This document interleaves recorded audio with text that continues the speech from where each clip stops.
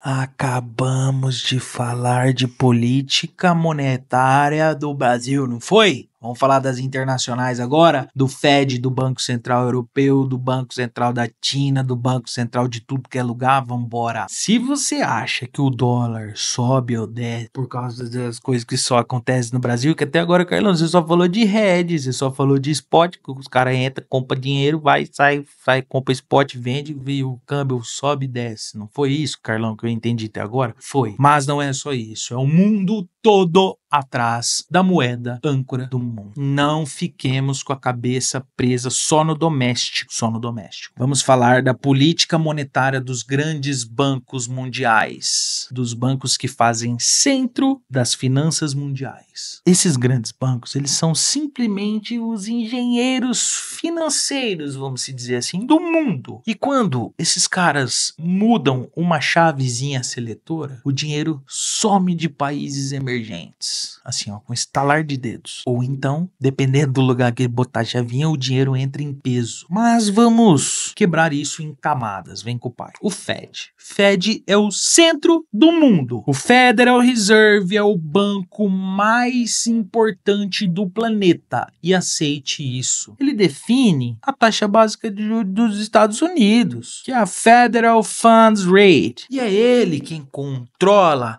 o balangá do dólar no mundo. Conhece a balangada do dólar no mundo? É eles que controlam. Totalmente com viés política de liquidez. São eles quem ditam o financiamento global, o custo de financiamento global. Sejam esses financiamentos de empresas, de países, de outros bancos. Quando o Fed sobe os juros, ele tá falando pro mundo inteiro que a moeda dele tá mais cara. Os ativos emergentes vão sofrer, a moedinha emergente, meio do pobrezinho igual nós, vai sofrer. Quando o Fed corta, ou então ele injeta liquidez no mercado de juros, o dinheiro voa para nós. Aí o risco automaticamente diminui no nosso país. O real ganha fôlego. Olha que legal. Isso não é minha opinião, tal animal. Não é. Isso eu tô falando de fluxo, de teoria. O dólar, ele é a moeda do mundo. E o Fed é o pai da moeda do mundo, porra. E existem os efeitos do aperto monetário global. Nos últimos anos, nós vimos um ciclo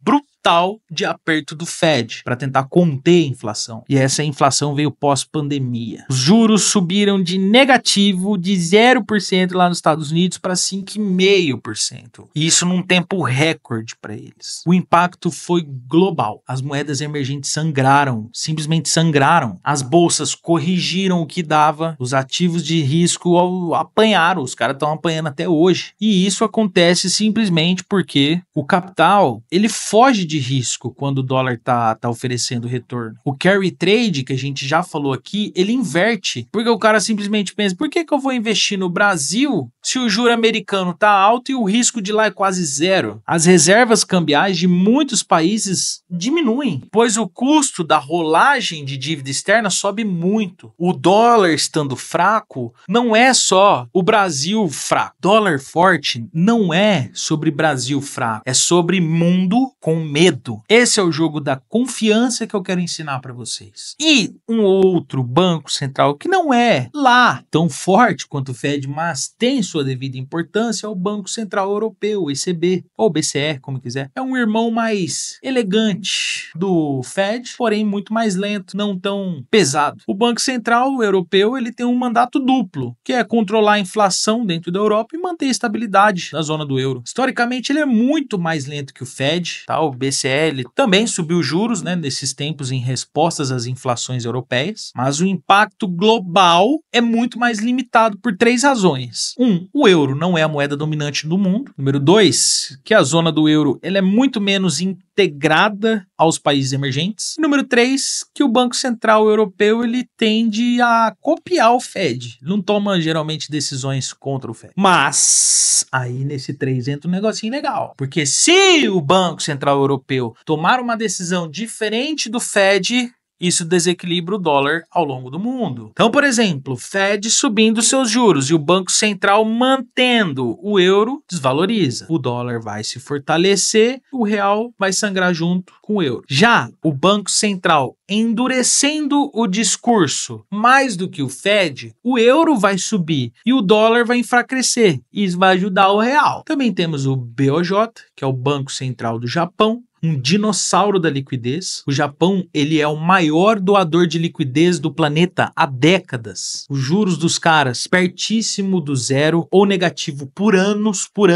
possuem um enorme volume de compra de ativos. Os caras são fonte constantes de carry trade, porque esses investidores tomam o iene a juros baixíssimos para aplicar em outros países com moedas mais rentáveis, carry trade. Quando o BOJ simplesmente sinaliza um fim de uma política expansionista, o mercado global, cara, treme, porque isso pode significar o fim da fonte barata de capital global ou uma repatriação de capital japonês. Isso leva a uma valorização do iene, que traz um enfraquecimento do dólar, leva reflexo no real também. E sabe qual que é o problema? O BOJ, que é o Banco Central japonês, ele é conservador ao extremo. Ele só se move quando não tem saída, quando não existe saída. Mas, quando ele se move, é óbvio que vem porrada, você entendeu? Também muito importante para o Brasil, querendo ou não, o Banco Central da China, tá? Que é um controlador invisível do mundo. A China, ela joga um jogo totalmente diferente do mundo, porque o Banco Central chinês, ele não tem uma independência como o Fed ou como o Banco Central Europeu. A política monetária desses caras, ela é usada como um instrumento de política estatal e geopolítica, cara. A China, ela intervém diretamente no câmbio para manter o yuan competitivo. O impacto sobre o real acontece via commodities diretamente. A China é o maior comprador de minério, porra, de soja, de petróleo. Então, se o Banco Central chinês ele afrouxa, as commodities sobem, o real automaticamente se valoriza. Mas existem os riscos sistêmicos de tudo isso, né? Porque quando a China ela trava a liquidez ou ela sinaliza um colapso dos setores, como imóveis, como tarará, o risco aumenta diretamente. E é óbvio que quem fortalece com isso é o dólar. Eu não preciso nem dizer o que acontece com as emergentes. Então, a leitura de sinais do que acontece na China, ela é muito mais complexa, ela é muito mais embaçada para olharmos, porque também não tem uma transparência, não tem uma comunicação clara, mas o efeito é direto no real e no dólar. E porra, você precisa acompanhar, tá, fechando aqui os bancos centrais, você precisa acompanhar a nota, seu animal. FONC e dot plot, que são as projeções dos juros futuros pro Fed. Você tem que acompanhar discurso do Powell e dos dirigentes dos bancos centrais.